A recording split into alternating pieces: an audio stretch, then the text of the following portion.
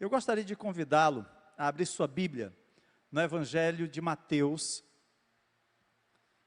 Abra sua Bíblia no Evangelho de Mateus, capítulo 27.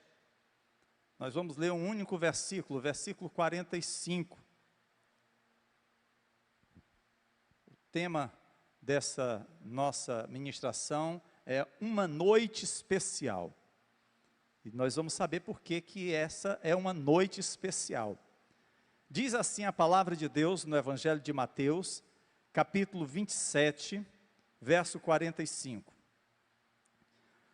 Desde a hora sexta até a hora nona, houve trevas sobre toda a terra.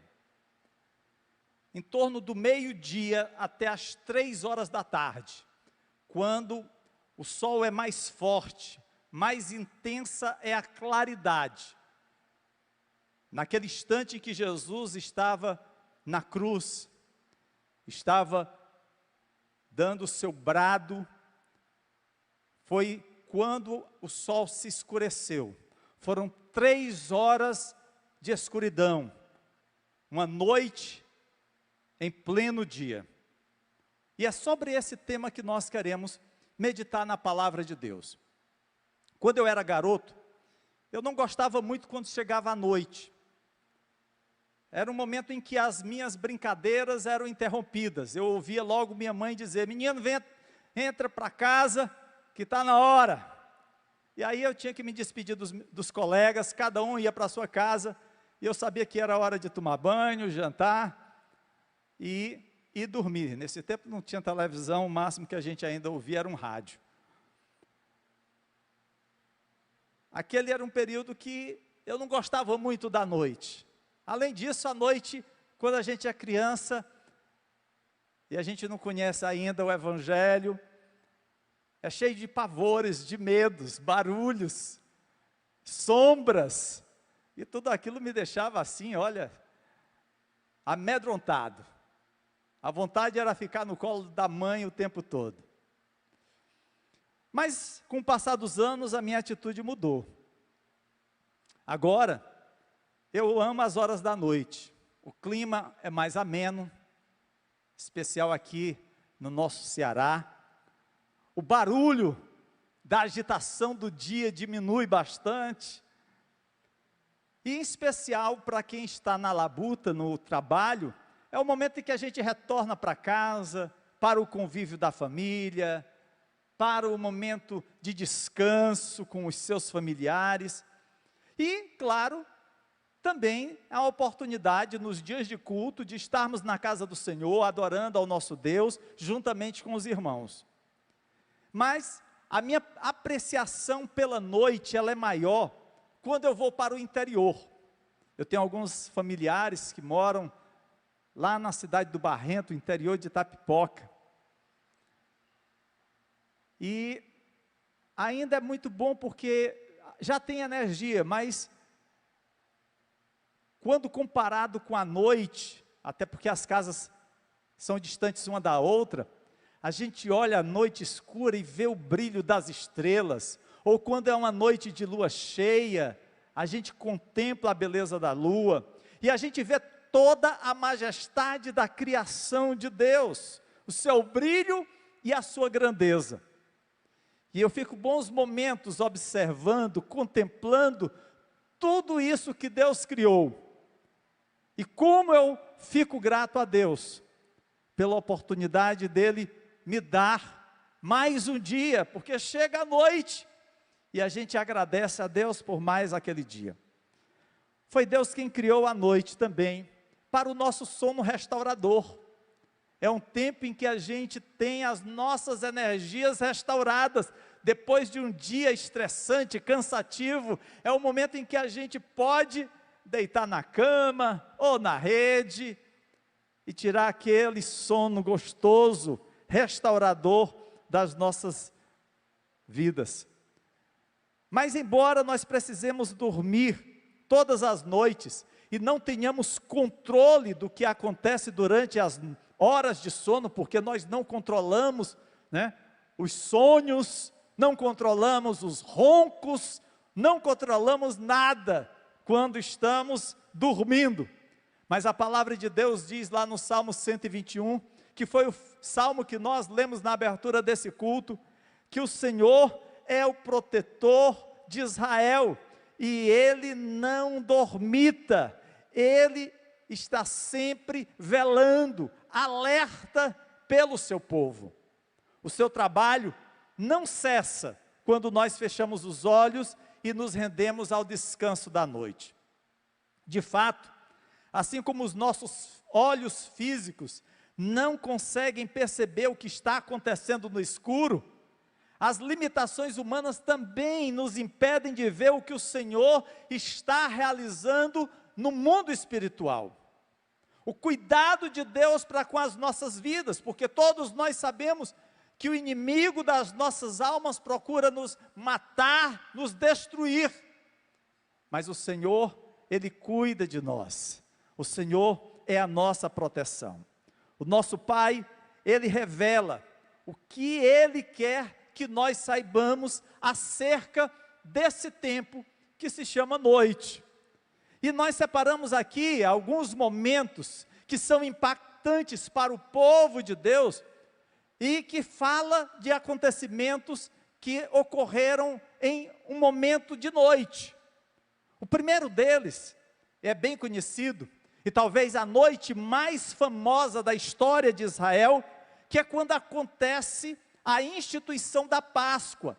O povo de Israel estava escravo no Egito, e depois que o Senhor havia levantado Moisés para ser o grande estadista, o grande libertador, e Moisés já havia se apresentado a Faraó, estava já aí, depois de várias pragas vindo sobre o povo, sobre a nação egípcia, vem a última praga, que é exatamente a morte dos primogênitos. Aquele povo, o povo hebreu, foi escravizado pelo povo egípcio, até que Deus interveio na escuridão da noite, para trazer libertação. Enquanto os egípcios dormiam, o Senhor se moveu pelo país inteiro, e a palavra de Deus diz que o Senhor matou todos os primogênitos do Egito, desde o filho mais velho do faraó, herdeiro do trono, até o filho mais velho do prisioneiro que estava no calabouço, e também todas as primeiras crias do gado. Todos foram mortos. As únicas exceções foram os israelitas, que obedeceram a Deus e marcaram os umbrais de suas portas com sangue de um cordeiro, que havia sido imolado exatamente para ser o diferencial, para mostrar ali era a residência de um judeu. Em uma noite, o Senhor libertou todos os hebreus e tirou do Egito para se tornarem um povo de propriedade do Senhor. Aquele povo que não tinha identidade, aquele povo que não tinha nacionalidade, aquele povo que só conhecia a escravidão, nesse momento foi liberto e tornou-se propriedade de Deus. Amados, quando nós lemos a palavra do Senhor, o apóstolo Pedro diz para cada um de nós: vocês são geração eleita, sacerdócio real, nação santa, povo exclusivo de Deus, para anunciar as grandezas daquele que o chamou das trevas para a sua maravilhosa luz. Nós somos propriedade do Deus vivo. Outrora estávamos nas trevas, mas agora estamos na luz. Saímos do cativeiro e agora gozamos a libertação. Mas há um segundo relato. Esse mesmo povo, depois de um certo tempo, os filhos de Israel entraram na terra da promessa, na terra de Canaã, tornaram-se uma nação independente, escolheram reis, mas eles se desviavam continuamente, até sofrerem as consequências de sua desobediência, de sua rebeldia, do seu pecado. E por conta do pecado, eles foram levados para o cativeiro. Foram levados para o cativeiro babilônico. Eles deixaram de servir a Deus e passaram a servir a falsos deuses. Uma noite, quando o rei da Babilônia se divertia com seus súditos e exaltava os seus feitos, suas conquistas, sua riqueza, ele passou a zombar, ele passou a murmurar contra o Deus de Israel. O livro de Daniel revela que uma mão apareceu de repente e escreveu uma mensagem na parede. E aquela mensagem não era conhecida, aquela linguagem não era conhecida por nenhum sábio da Babilônia. Até que se lembraram de Daniel e o chamaram. E Daniel então interpretou aquelas palavras. Diz a Bíblia Sagrada no livro de Daniel: Mene, Deus contou os dias do teu reinado e determinou o seu fim. Tekel, foste pesado na balança e achado em falta. Pérez, teu reino foi dividido e entregue aos medos e persas. Naquela mesma noite, as tropas persas entraram na Babilônia, mataram o rei e tomaram a cidade. O mais incrível é que os judeus que estiveram cativos não perceberam que em uma noite, novamente, Deus havia aberto a porta para restaurá-los à sua terra. Eles novamente tiveram os grilhões da escravidão quebrados.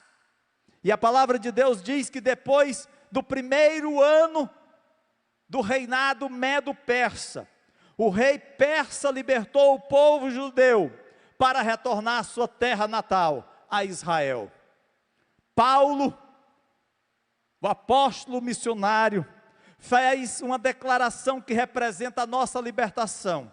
Ele diz: Deus nos resgatou do domínio das trevas e nos transportou para o reino do seu Filho amado, em quem temos a redenção, a saber, o perdão dos pecados. Você, eu, nós fomos libertos. Cristo é o nosso Redentor. E nós não podemos jamais esquecer desse dia, desse momento, em que Cristo deu a sua vida, por amor a cada um de nós. O povo de Israel retorna para as suas terras. Entretanto, embora voltasse novamente para aquele território, eles nunca foram totalmente livres. Vários impérios gentios continuaram a dominá-los. Por último, os gregos, até que chega o Império Romano e novamente os conquista. A grande esperança dos judeus era que o Messias pudesse chegar para libertá-los, pois essa era a promessa que os profetas haviam predito. Uma noite, enquanto a maioria das pessoas em Belém estava dormindo profundamente, Deus novamente interveio nos assuntos da terra. Em um estábulo escuro, o Messias entrou no mundo como um recém-nascido, dependente e indefeso. De todas as noites que já existiram, essa foi a mais profunda. O pequeno Messias, o pequeno menino, era o Filho de Deus, que deixou o céu e assumiu a forma humana para habitar entre os homens e se tornar o seu Salvador. O tempo passou, e quando Jesus se tornou adulto, ele começou a ensinar, a realizar milagres, como prova de que era o Messias.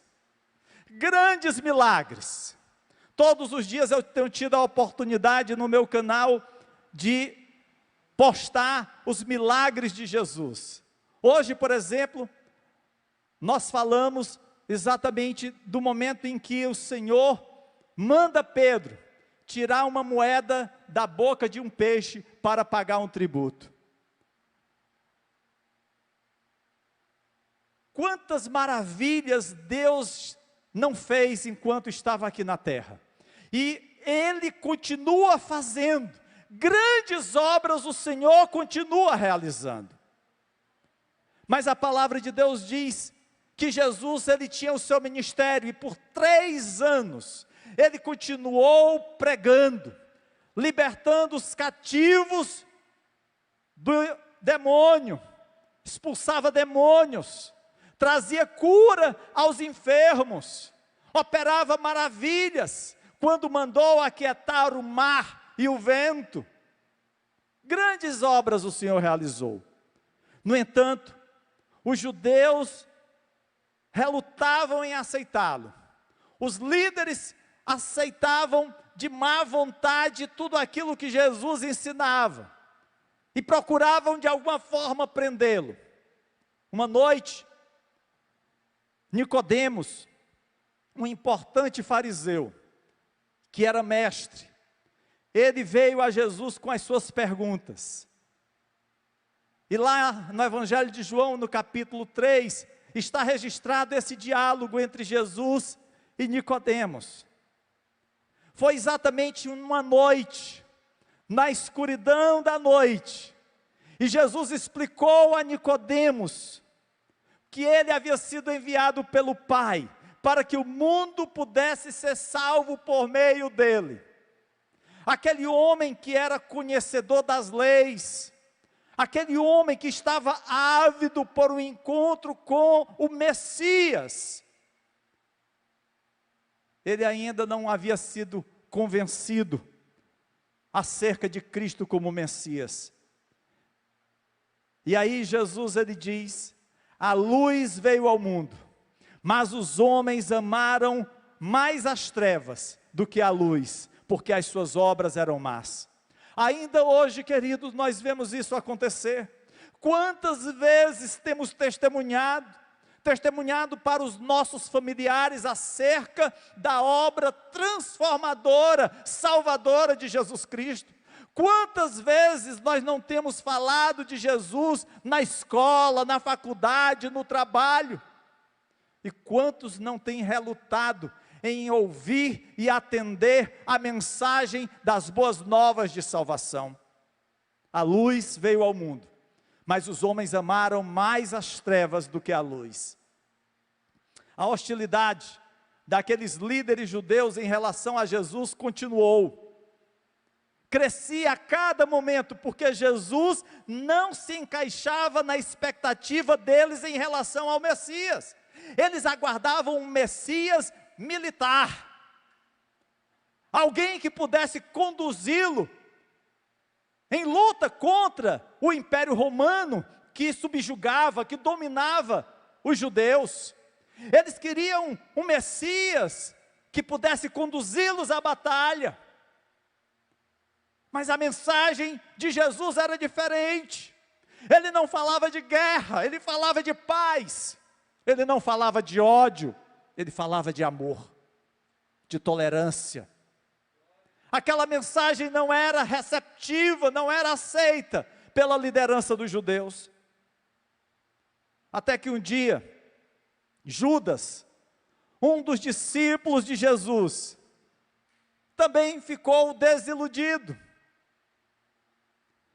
e decidiu trair a Cristo e entregá-lo aos líderes judeus. Todos nós conhecemos a história de Judas, sabemos que desde o início, ele desviava o dinheiro daquilo que era posto na bolsa, para a manutenção de Jesus e dos discípulos, do seu interesse, tantas vezes que era maior do que o interesse coletivo.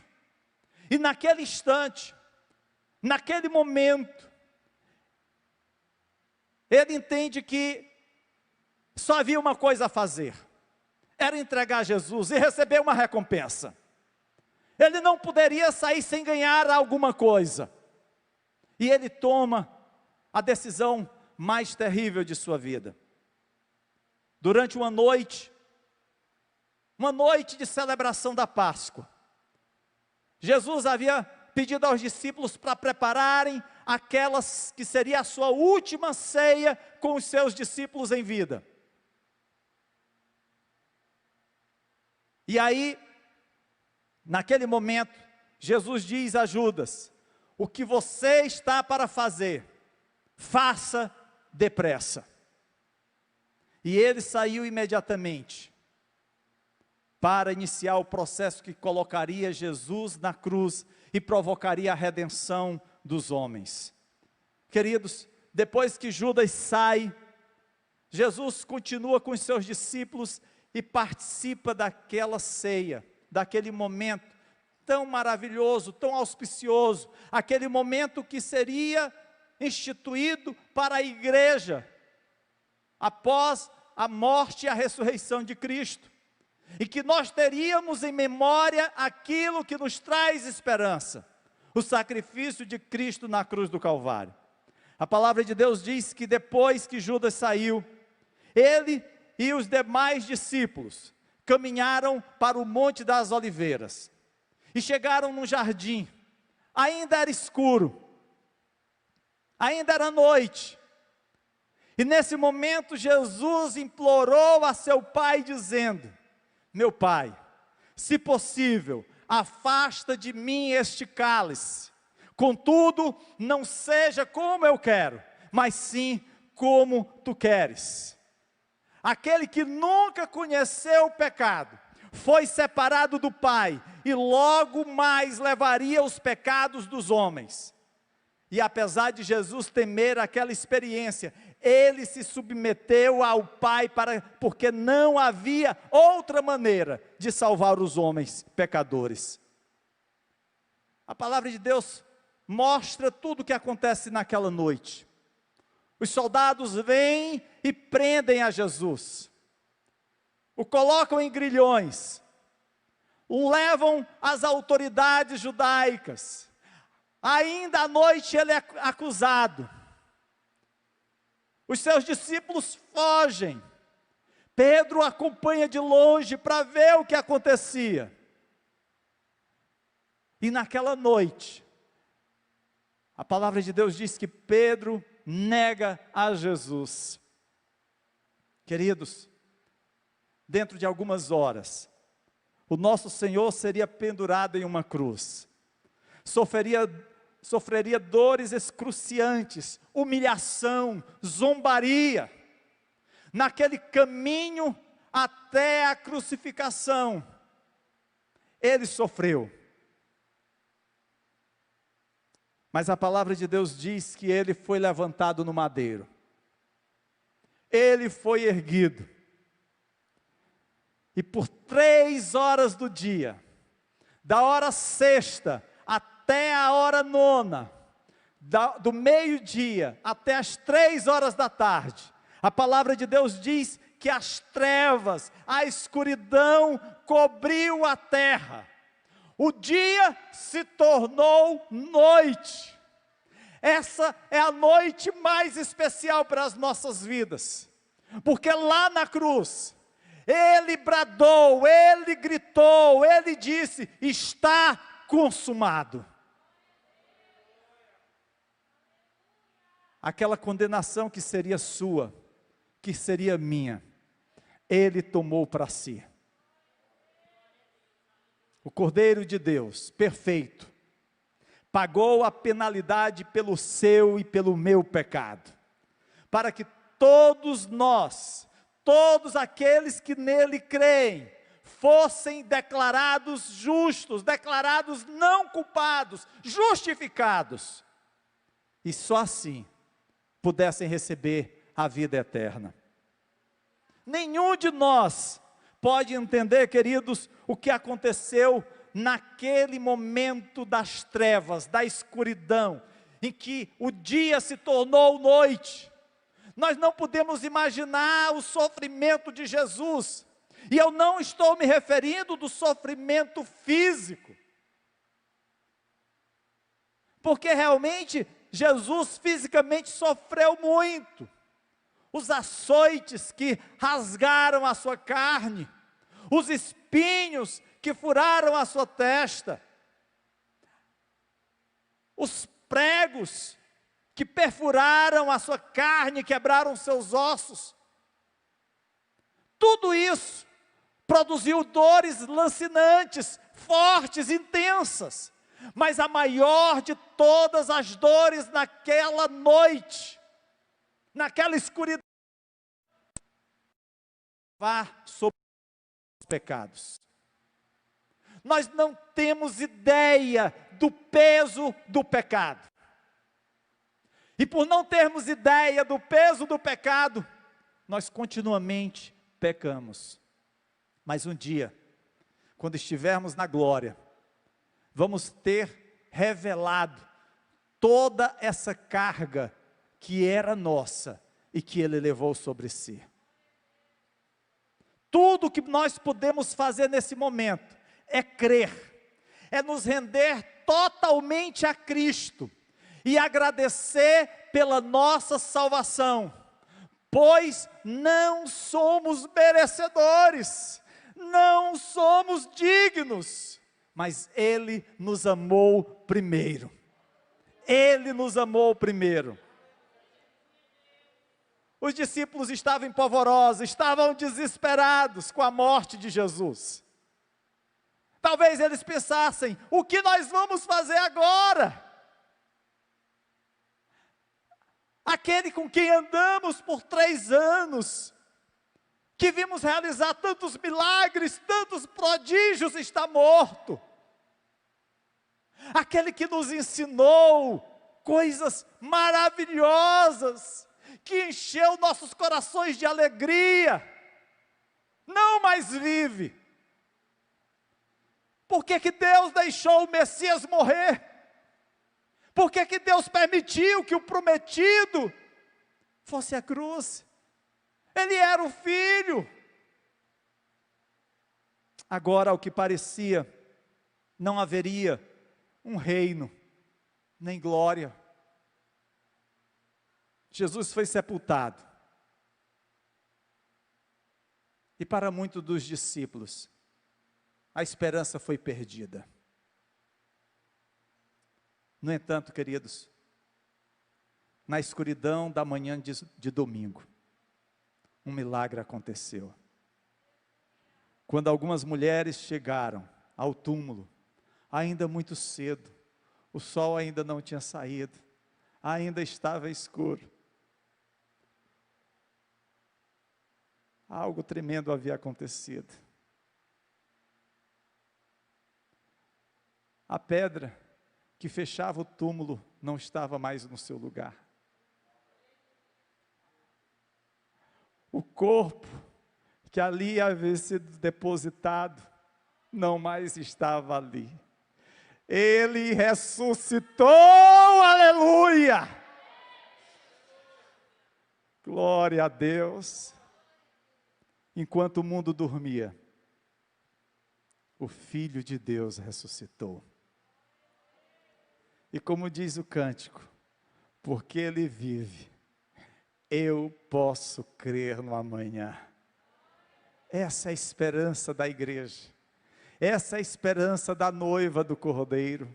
É aquilo que alenta o nosso coração. É aquilo que conforta a nossa vida. É sabermos que Ele ressuscitou e que Ele é a primícia de todos aqueles que ressuscitarão.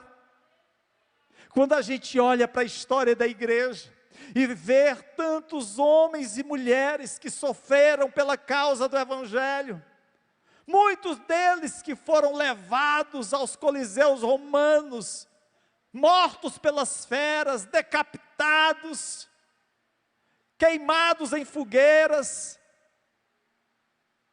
muitos que foram, ou que tiveram uma morte terrível, mas a palavra de Deus diz, que esses são verdadeiros heróis da fé, que no anonimato, se mantiveram fiéis ao Senhor, até o fim. É por isso que lá no livro de Apocalipse diz, ser fiel até a morte, e dar-te-ei a coroa da vida.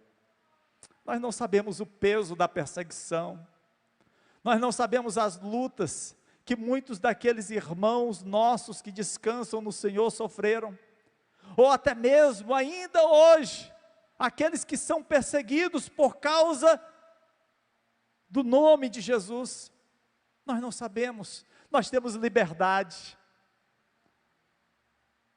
mas do mesmo jeito que Jesus morreu, por esses que são perseguidos, ou que foram, o Senhor também morreu por cada um de nós. O reino glorioso prometido por Jesus, chegará um dia, após o período mais sombrio da tribulação na história do mundo. Talvez alguns digam que o período mais sombrio da história humana foi o período da Idade Média, aonde as pessoas não tinham a noção dos valores verdadeiros da palavra de Deus, e se deixavam guiar pelos valores de uma instituição religiosa. Outros vão dizer que com todo o avanço do humanismo, a história humana mergulhou em duas grandes guerras mundiais, que matou milhões de pessoas. Mas queridos, o período mais sombrio da história humana, não é nenhum desses. O período mais sombrio da história humana ainda está por acontecer, a grande tribulação. E a palavra de Deus diz que passada esse período, o sol escurecerá, e a lua não dará sua luz, as estrelas cairão do céu, e os poderes celestes serão abalados. Então aparecerá no céu o sinal do Filho do Homem, e todas as nações da terra se lamentarão, e verão o Filho do Homem vindo das nuvens do céu, com poder e grande glória. Jesus voltará para reinar nesse mundo. Ele reinará. Ao longo de todos esses anos, o Senhor realizou o maior de todos os milagres, sobre o manto da escuridão. Eu não me refiro à libertação do povo de Israel do Egito, eu não me refiro à libertação do povo de Israel do cativeiro babilônico, mas eu me refiro à libertação de todo homem que confessa Jesus Cristo como Senhor e Salvador de sua vida, da escravidão do pecado, para a verdadeira vida em Cristo Jesus. Há momentos, queridos, em que não conseguimos entender o que Deus está fazendo, ou porque nossas vidas estão envolvidas em trevas do desespero, e nesses dias de pandemia, de desemprego, talvez para muitos isso esteja acontecendo, momentos de trevas, momentos de escuridão, da dificuldade, momentos de uma noite intensa, do sofrimento. No entanto, mesmo assim, nós temos a certeza de que como Ele trabalhou para alcançar sua perfeita vontade ao longo da história humana, Ele também está trabalhando em nossas lutas, em nossas noites, em nossa escuridão. Deus continua trabalhando, queridos, nas nossas provações, para realizar seu bom propósito em nossas vidas.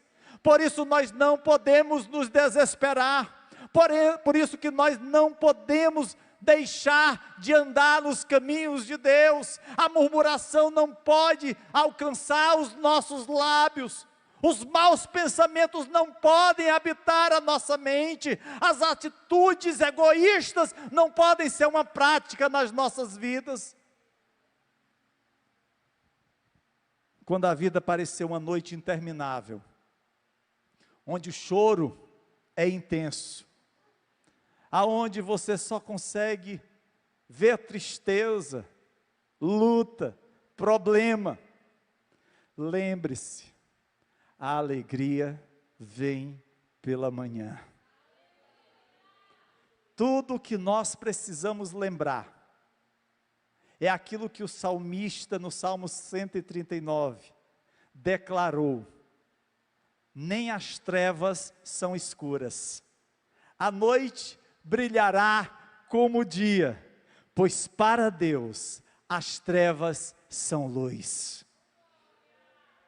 Não existe luta que Ele não possa vencer, não existe batalha que porventura Ele não possa ganhar, não há problema que não seja resolvido. Lembre-se, o nosso Deus estava, o nosso Deus está, e o nosso Deus continuará no controle de todas as coisas. Nada foge ao poder do Altíssimo. Talvez você esteja vivendo uma noite na sua vida, mas não encare a noite como um ponto final. Veja a noite como um momento de oportunidade que Deus está te concedendo, para você aprender, para você crescer, e para você estar na presença do Senhor, com um coração agradecido, por tudo que Ele já fez, por tudo que Ele está fazendo, e por tudo que Ele há de fazer, em o nome de Jesus, amém? Feche os seus olhos, e vamos orar ao nosso Deus. Pai querido, Deus Todo-Poderoso,